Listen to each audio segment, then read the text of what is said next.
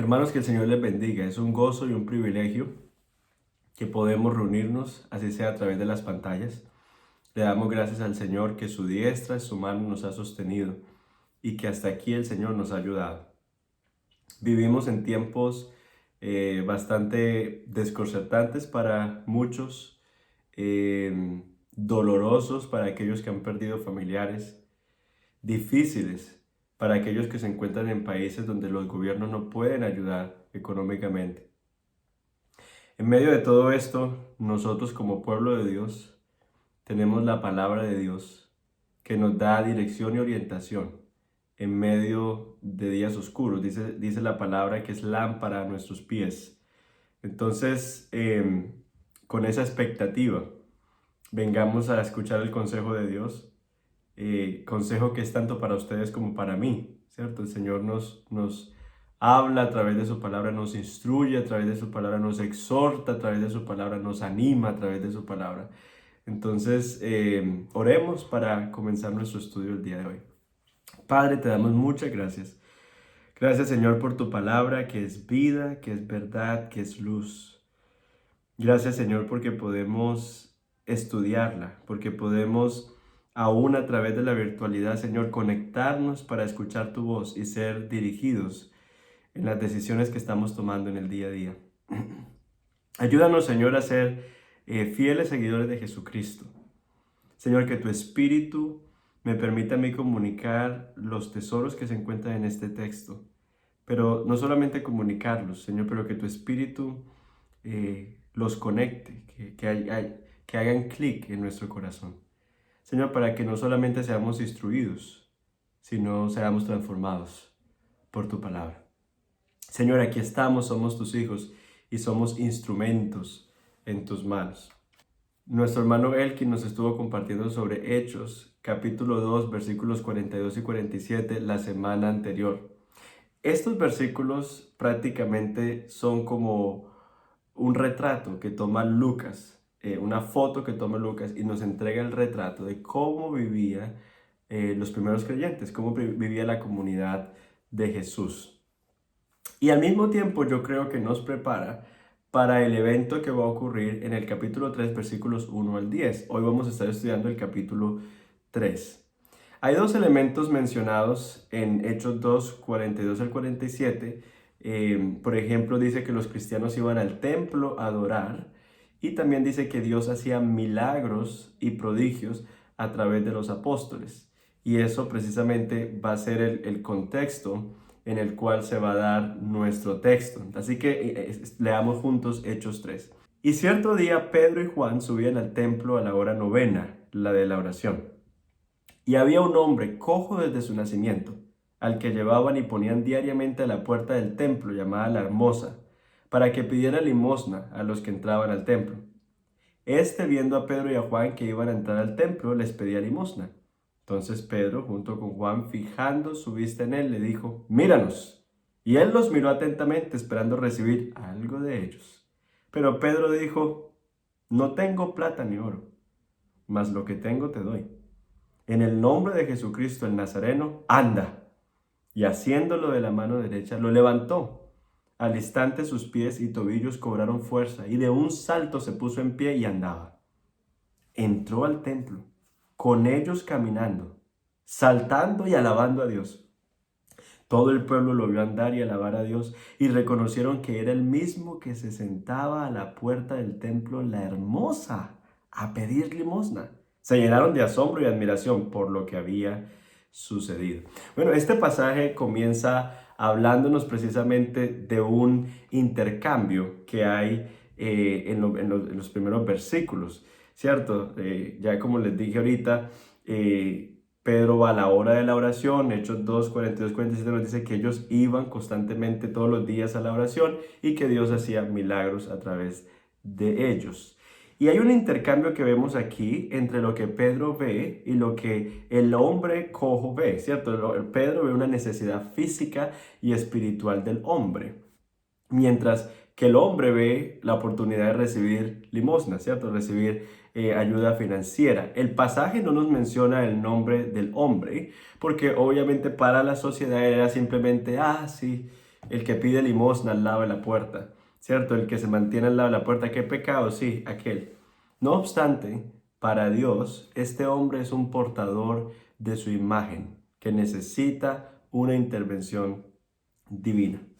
El hombre, notemos nosotros que lo llevan a la puerta del templo, lo cual es muy interesante porque, por un lado, nosotros sabemos que en las escrituras se enfatiza la justicia y la misericordia como parte central de la devoción a Dios. En otras palabras, la devoción a Dios no se limita exclusivamente a asistir a las actividades religiosas, pero a participar activamente en la restauración de la vida de aquellos que están en necesidad, en el cuidado de los vulnerables, de los débiles en medio de la comunidad. Entonces, pues claro, es bastante conveniente para el hombre que lo pongan al lado del templo, la puerta del templo, porque a la gente entrar e ir con la disposición de buscar a Dios, entonces él se beneficiaba económicamente.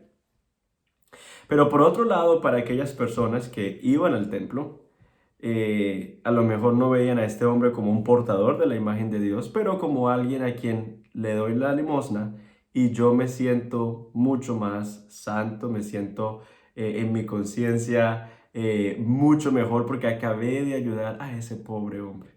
Entonces ahí como que se beneficiaban el uno y el otro. El cojo se beneficia y la gente se siente más justa y más piadosa por la misericordia que acababan de tener con este hombre, cierto, en la puerta. En esta historia es interesante que se resalta cómo los apóstoles del Señor cuidaban de aquellos que estaban sufriendo, ¿cierto? Al punto de que incluso nos registra la escritura de que vendían las propiedades que tenían con el fin de ayudar a los pobres y necesitados dentro de la comunidad. Entonces nosotros vemos que la iglesia primitiva su enfoque principal no era tanto externo, aunque impactaba en la sociedad y la comunidad, pero era un cuidado muy puntual por las personas que eran parte de la comunidad de Jesús, ¿cierto? Vendían para apoyarse entre ellos, cuidaban a los que estaban sufriendo entre ellos. Y bueno, hay muchos textos como Isaías 1, del 11 al 20, o Amós 5, 21, 24, que nos recuerdan que la verdadera religión, bueno, Santiago también nos habla de que la verdadera religión es cuidar de las viudas y de los huérfanos. Entonces vemos la preocupación de los apóstoles en esta área. También nosotros podemos notar que aunque en Hechos 2 se nos habló de cómo el Señor en un día añadió 3,000 a la iglesia, hay también un enfoque en las personas a nivel particular, o sea, no solamente son las multitudes, pero también una sensibilidad por las necesidades que tenían individualmente las personas. Pedro le dice al hombre, en el nombre de Jesús, sé sano, probablemente, claro, invocando la autoridad y el poder de Jesús. Y nos cuenta el texto que el hombre no solamente camina y salta, pero que brinca y alaba al Señor. Claro, una sola lectura nos permite ver los contrastes, ¿cierto? Que hay en este pasaje entre la situación anterior del hombre y la que tiene ahora, ¿cierto? Anteriormente el hombre estaba en la puerta, ahora está en medio de la comunidad.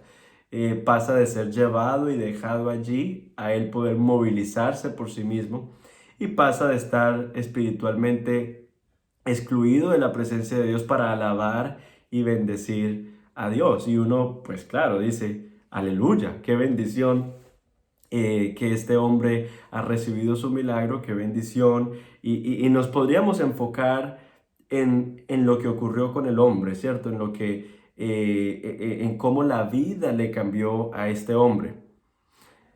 Isaías 35:6 dice, el cojo entonces saltará como un ciervo, y la lengua del mudo gritará de júbilo, porque aguas brotarán en el desierto y arroyos en el Arabá. Esto es importante, porque lo que vemos en este pasaje no es simplemente un incidente aislado, ni podemos quedarnos simplemente con lo que ocurrió con el hombre, pero todo lo que Dios hace es para la gloria de Dios y es usado por Dios para que testifiquemos de Cristo. O sea, como en todos los casos de nuestra vida, Siempre debemos poner lo que Dios hace en nosotros, una provisión, una puerta que se abrió, un trabajo que nos dieron, algo que estábamos esperando, un milagro que Dios nos dio. Todo lo que Dios hace debemos ponerlo en el marco del plan de redención de Dios. En este caso puntual, el milagro de este hombre era parte del cumplimiento de las promesas de Dios en el Antiguo Testamento a través de Jesús y sus discípulos. Por eso estamos leyendo Isaías.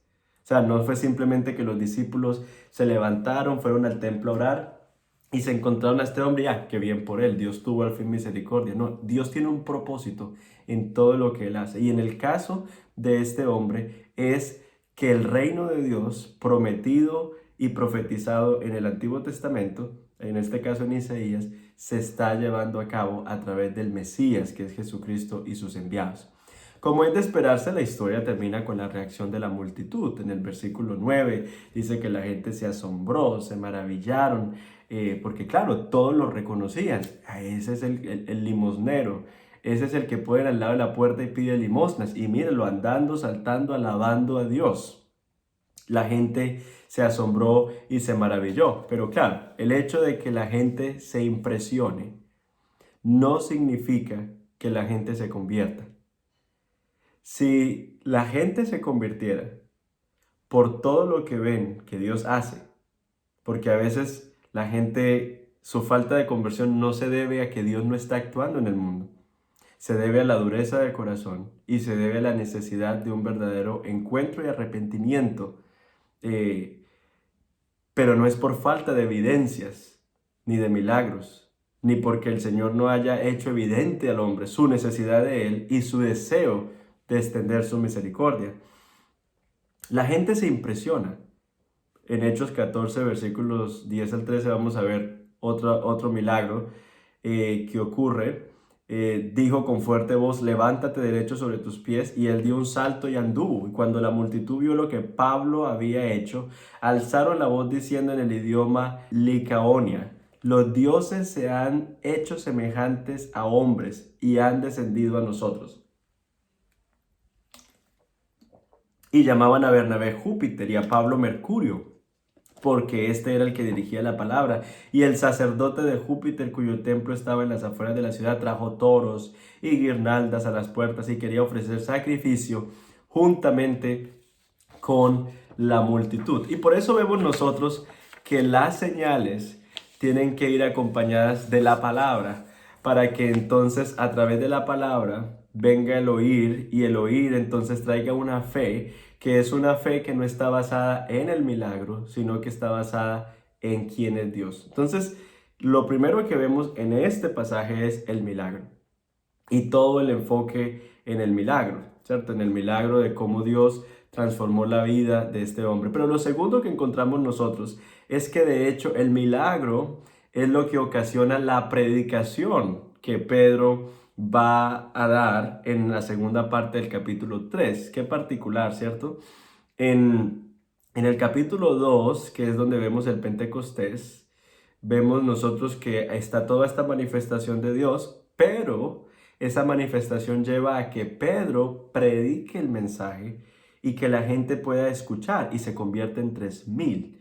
Aquí en el capítulo 3 está otro milagro que llama la atención de la gente, y la gente entonces pone su mirada en aquellos que Dios usó para el milagro, y ellos entonces testifican de Cristo. Entonces vemos que hay un patrón. El propósito de las manifestaciones divinas, aparte de restaurar la vida del beneficiado, tienen como fin abrir un espacio evangelístico para que la gente pueda escuchar el mensaje de salvación.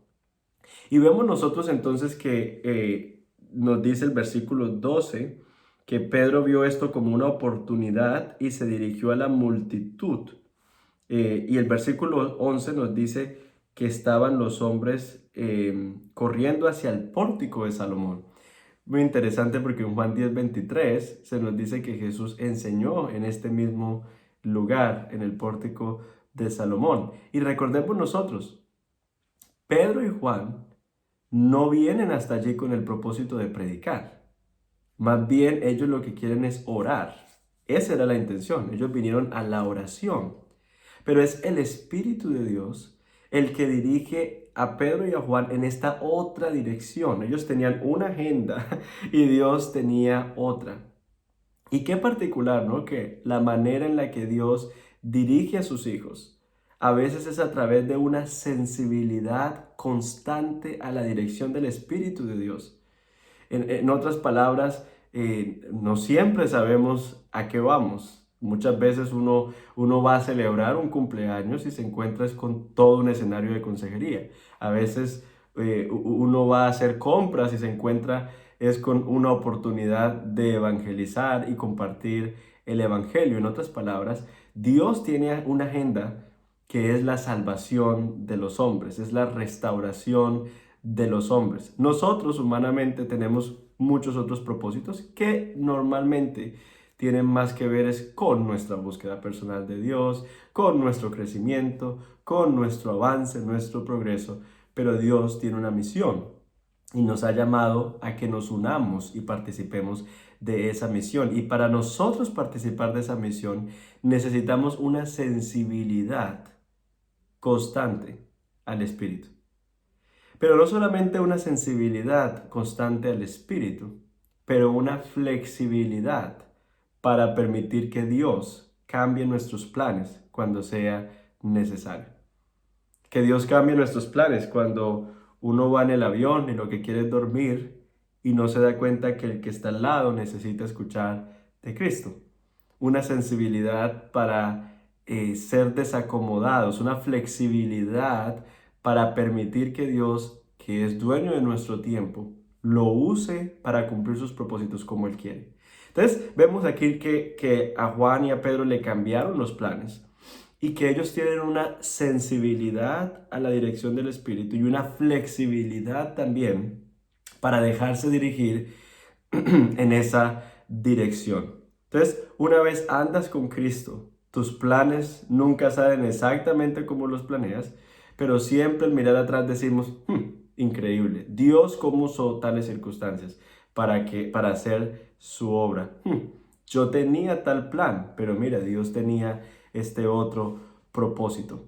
Y entonces Pedro en el capítulo, ya pasamos del milagro, que lo podríamos entender como que es el gancho, es como la malla que tira, que permite que todos estos peces, que todas estas personas pongan su mirada, ellos pescan a través del milagro a esta multitud, y una vez tienen a la multitud asombrada y maravillada, entonces los reorientan, les dicen qué es lo que está pasando, les explican a la luz de la palabra. Entonces, dice el versículo 12, al ver esto, Pedro dijo al pueblo, varones israelitas, ¿por qué os maravilláis de esto? ¿Por qué nos miráis así?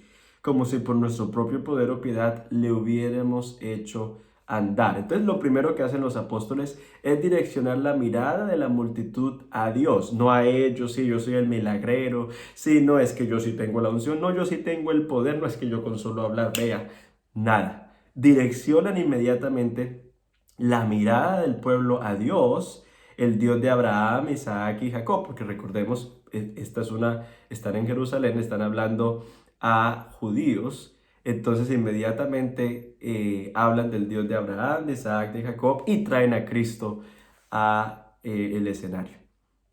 Les dice, ustedes han participado en la muerte de Jesús, versículo 13, el Dios de Abraham, de Isaac y de Jacob, el Dios de nuestros padres ha glorificado a su siervo Jesús, al que vosotros entregasteis y repudiasteis en presencia de Pilato, cuando éste había resuelto ponerle en libertad. Mas vosotros repudiaste al santo y justo y pediste que os concediera un asesino. En otras palabras, mandaron a matar a Jesús para liberar a un asesino. Miren el contraste. Mandan a matar para liberar a un asesino. Y diste muerte al autor de la vida, al que Dios resucitó entre los muertos, de lo cual nosotros somos testigos. Y por la fe en su nombre, es el nombre de Jesús lo que ha fortalecido a este hombre a quien veis y conocéis. Y la fe que viene por medio de él le ha dado esta perfecta sanidad en presencia de todos vosotros.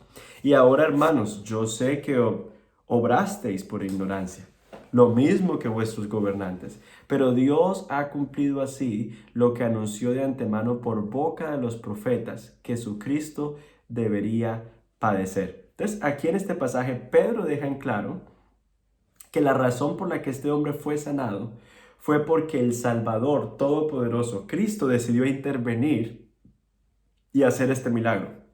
Jesús está en su trono, gobernando y reinando, y sigue interviniendo, obrando cuando Él así lo desea. Otro dato que es curioso es que dice que los discípulos, los apóstoles, iban diario al templo a la oración, pero también dice este pasaje que a este hombre lo llevaban diariamente a pedir, a mendigar allí al lado del templo, a la puerta. En otras palabras, no es la primera vez que Pedro y Juan ven a este hombre. Pero esto nos muestra un poquito, una ventana en el ministerio que tenían los apóstoles. Porque aunque lo habían visto en varias ocasiones allí, en esta ocasión se sintieron dirigidos por el Señor para que esto ocurriera. Esto nos muestra de que ellos no andaban usando el nombre de Jesús ligeramente, porque pensaban que había algo mágico en el nombre. Los apóstoles entendían que el nombre de Jesús, es decir, el poder de Dios, el poder de la muerte y la resurrección de Jesús, intervienen cuando es usado conforme a la voluntad de Dios y para cumplir los propósitos de Dios. No es, me meto en este proyecto y en el nombre de Jesús, firma y sello. No es, los apóstoles no andaban usando el nombre de Jesús para decir, y eres sano y punto ahora. O tampoco para decir frente a esta enfermedad, no aceptamos un no como respuesta en el nombre de Jesús. Amén. No se trata así. No podemos coger el nombre de Jesús en vano. O como un simplemente firma y sello. No, el nombre de Jesús, el poder que reside en su nombre, está disponible para que cumplamos la misión de Dios, para respaldar la misión de Dios, siempre y cuando esté alineado a los propósitos y la voluntad de Dios y de Jesucristo, quien gobierna y sigue dirigiendo su iglesia. Así que en este pasaje vemos nosotros que no es ni siquiera la fe de este hombre la que produce el milagro, o lo que lleva a Pedro y a Juan para que ocurra el milagro, pero es precisamente la intervención del Hijo de Dios. Dice aquí, es por la fe en Él, es por la fe que viene de Él lo que ha fortalecido a este hombre. La pregunta, ¿puede Dios hacer lo mismo hoy? Por supuesto que sí. Tal vez no vemos lo que no vemos en nuestros días, lo mismo que ocurrió en la era apostólica, ¿cierto? Pero Dios sigue haciendo milagros a través de su pueblo en momentos particulares para cumplir sus propósitos. Nosotros en 1 Corintios 12, versículos 9 al 10, vemos nosotros que el apóstol Pablo habla de tres dones juntos, ¿no? Fe, sanidad y milagros. Y vemos nosotros también en Santiago 5, 14, 15, en donde aparecen varios de estos dones juntos. ¿Está alguno entre vosotros enfermo? Que llame a los ancianos de la iglesia y que ellos oren por él, ungiéndolo con aceite en el nombre del Señor, y la oración de fe restaurará o sanará al enfermo, y el Señor lo levantará, y si ha cometido pecados, le serán perdonados. Obviamente este pasaje de Santiago requeriría mucho más, sería otro sermón, pero lo que quiero puntualizar es que nos llama a orar por los enfermos en el nombre de Jesús, pidiendo sanidad física y espiritual, algo que es lo que ocurre en Hechos 3. Entonces, ¿sigue el Señor haciendo milagros? Sí. ¿Cuál es nuestra misión como pueblo de Dios? Orar. Orar, orar por las personas cuando tienen una necesidad. No prometer que Dios está comprometido a hacer el milagro y que tiene que hacerlo, porque no sabemos cuáles son los propósitos de Dios. Recordemos que el mismo apóstol Pablo dice que pidió 3 veces que le fuese quitado el aguijón y el Señor dijo que no, bástate de mi gracia. Entonces nuestro llamado es a orar, porque el Señor puede hacer milagros, hace milagros, pero aún más importante que eso es recordar que cualquier obra que Dios hace es con el propósito no de que nos jactemos en nuestra fe, pero de que nosotros podamos testificar, que es el propósito aquí en Hechos, que te podamos testificar de nuestro Señor Jesucristo. El versículo 17 es bastante importante, interesante, porque miren ustedes lo que dice. Yo entiendo que lo que ustedes y sus líderes le hicieron a Jesús fue un hecho de ignorancia. Aquí el apóstol Pedro está diciendo que lo que ellos hicieron fue un acto de ignorancia. Y Lucas nos está mirando cómo él ve la participación de los judíos en la muerte de Jesús.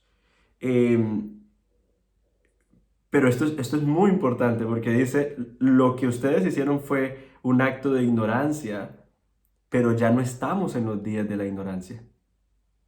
Los días de la ignorancia ya se acabaron. Los días de la ignorancia fueron los días antes de que Jesús resucitara, ascendiera y el Espíritu bajara sobre la iglesia. Pero ya que el Espíritu del Señor ha descendido sobre el pueblo de Dios, Cristo está en su trono, no vivimos en los días de ignorancia. Eso fue cuando los gobernantes y los judíos crucificaron a Jesús por ignorancia.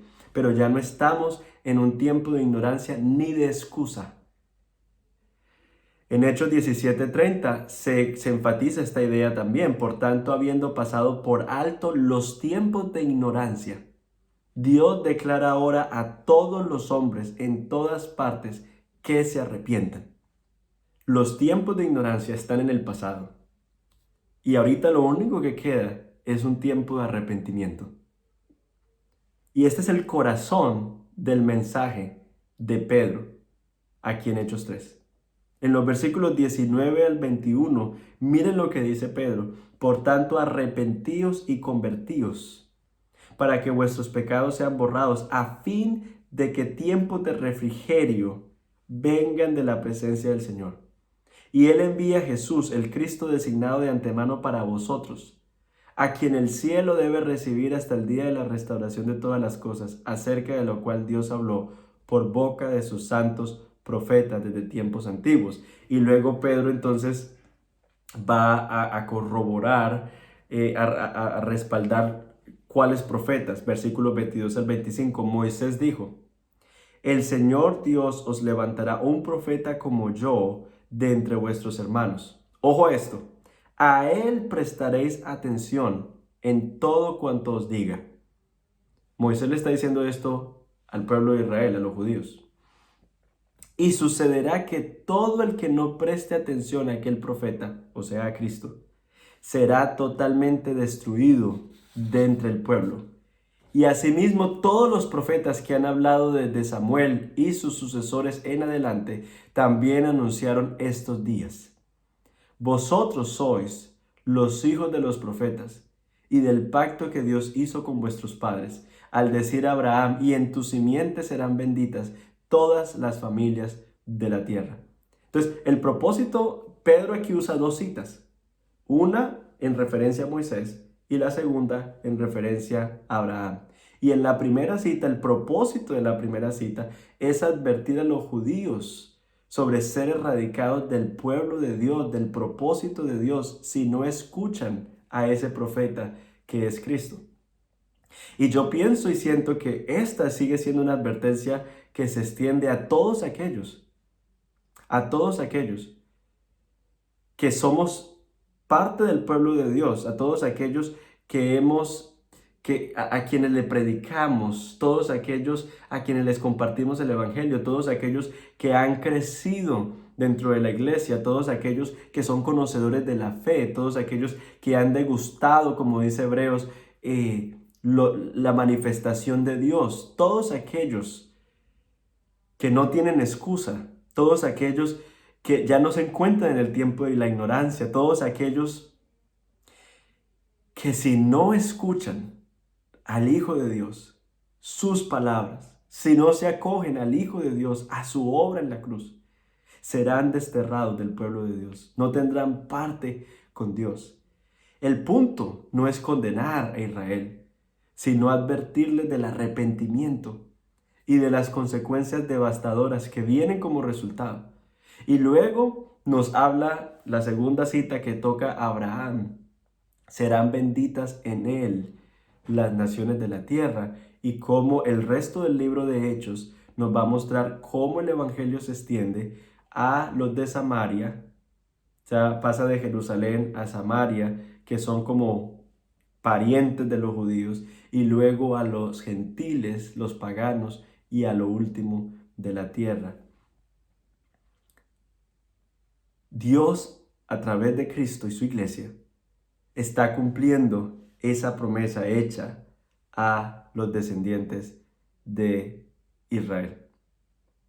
¿Cuál es el propósito entonces de todo esto? Hemos pasado del milagro, que fue, sí, restauró a este hombre, pero que tiene propósitos de reino, ¿cierto? Tiene propósitos de reino. Fue asombrar la multitud para que escucharan el testimonio de Jesucristo.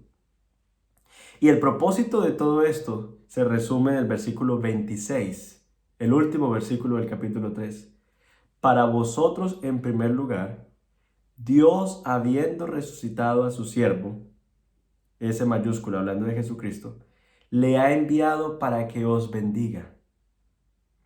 Ojo a esto, a fin de apartar a cada uno de vosotros de vuestras iniquidades. A fin de apartar a cada uno de vosotros de vuestras iniquidades, habiendo resucitado a su siervo y él habiéndolo enviado para que os bendiga. ¿Y en qué consiste esa bendición?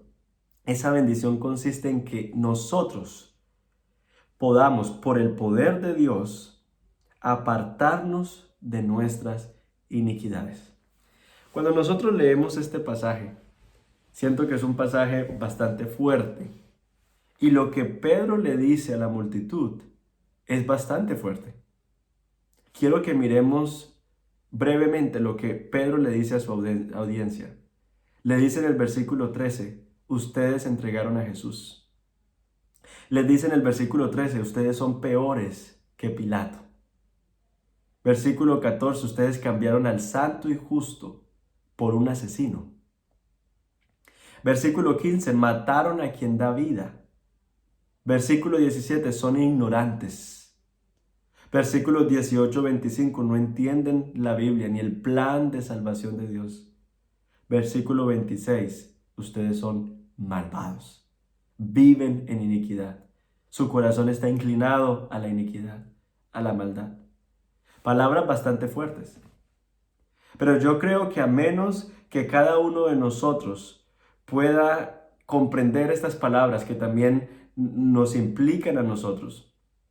Nosotros no estábamos físicamente presentes en Jerusalén para entregar a Jesús, pero si nosotros no entendemos la gravedad de nuestro pecado, Jesús tenía que morir para poder que nuestros pecados fuesen perdonados. Somos peores que Pilato.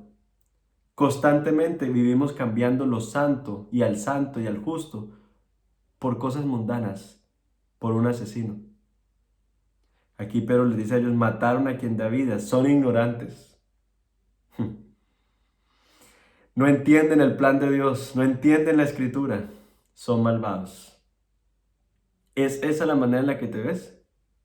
Porque si no es esa la manera en la que te ves, sino que te ves bueno, justo, no tan malo que, no tan perverso que fulano de tal, no vas a entender el mensaje de salvación, no vas a entender que Dios tuvo que enviar a su Hijo Jesucristo para poderte sacar de ese hoyo en el que tú estabas y que yo me encontraba.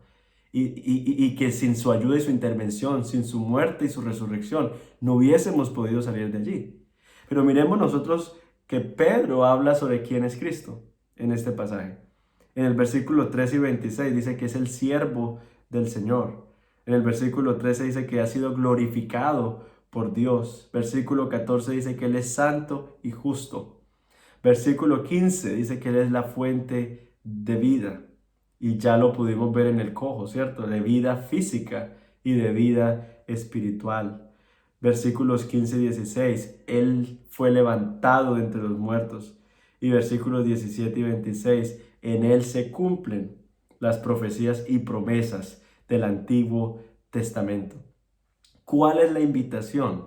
La invitación es al arrepentimiento. Por tanto, arrepentíos y convertíos, para que vuestros pecados sean borrados, a fin de que tiempos de refrigerio vengan de la presencia del Señor. ¿Cuál es la bendición de todo esto? Perdón de pecados, refrigerio espiritual y restauración. Eso es lo que el Señor quiere traer, eso es lo que el Señor quiere ofrecer a la vida de todo aquel que tiene la capacidad de ver su ignorancia, su pecado y su necesidad del Hijo de Dios, quien es el santo, el justo y el dador de vida. Para nosotros como iglesia, como pueblo, debemos recordar que estamos militando, que estamos en este mundo con una misión y que para eso necesitamos sensibilidad a la dirección del Espíritu de Dios y flexibilidad para que Él nos cambie los planes, nos cambie la agenda y nos permita ser usados como instrumentos en sus manos. Para aquellas personas que no están en el Señor, este texto es un recordatorio. Nos recuerda de que este es un tiempo de decisión, que los tiempos de excusa y los tiempos de ignorancia ya pasaron. Así como nos lo recuerda Hechos 17:30, por tanto, habiendo pasado por alto los tiempos de ignorancia, Dios declara a todos los hombres en todas partes que se arrepientan. Este es un tiempo de decisión, ya no hay tiempo de excusa ni de ignorancia. Y no podemos justificar la ignorancia porque el Espíritu Santo ha sido enviado y porque la iglesia ha estado proclamando, porque allí siempre, ahí está un padre de familia que es creyente, ahí está un amigo que es creyente. Siempre Dios nos tiene como sus testigos aquí en la tierra. Y tiempos de refrigerio y tiempos de restauración ya están ocurriendo parcialmente. Nosotros en medio de esta pandemia podemos experimentar paz. Podemos descansar en que Dios está en control. Dios nos ha traído tiempos de refrigerio porque sabemos que nuestros pecados han sido borrados. Así como dice aquí Pedro en el versículo 19, para que vuestros pecados sean borrados. Nuestros pecados han sido borrados. Tenemos ese descanso de que nuestra deuda ha sido paga, de que podemos presentarnos delante de nuestro Señor, no escondiéndonos, sino vestidos de la justicia de Cristo. Ya hay tiempos de refrigerio y tiempos de restauración que están ocurriendo con la venida del Espíritu de Dios al pueblo de Dios. Y esos tiempos nos llevarán a una restauración y a un refrigerio pleno cuando Jesucristo venga por nosotros y nosotros podamos encontrarnos con Él. Pero mientras tanto, el grito del Señor es el arrepentimiento. Hermanos, que podamos ajustar nuestros caminos. Que si hay caminos torcidos, los podamos enderezar. Que si nosotros estamos inflexibles, enfocados solamente en nuestro hogar, en nuestra familia, en nuestras cosas, en hacer mercado, en cocinar, en trabajar, recordemos que estamos en misión. Este es el mensaje que el Señor tenía para ustedes y para mí hoy a través de Hechos capítulo 3. Y mi oración es que la palabra del Señor dé fruto abundante en nuestras vidas. Que el Señor les bendiga. Los amamos mucho y estamos orando constantemente por ustedes. Estamos pasando tiempos que no habíamos vivido antes, pero de la mano de un Dios que conoce la historia y que conoce el último día desde el primero. Y desde un Dios, de la mano de un Dios que sabe lo que está haciendo y que aún las circunstancias difíciles las utiliza como oportunidades, como plataformas para que nosotros testifiquemos de nuestro Señor Jesucristo, quien ha cambiado nuestra vida y quiere cambiar la vida de todo aquel que se puede ver, así como este texto lo mencionó, perdido en tinieblas, malvado, en ignorancia, que no comprende el plan de Dios, pero que quiere venir a Cristo, entendiendo de que la muerte de Jesús no fue solamente por aquellos judíos en Jerusalén, sino también para nuestra salvación. Que el Señor les bendiga.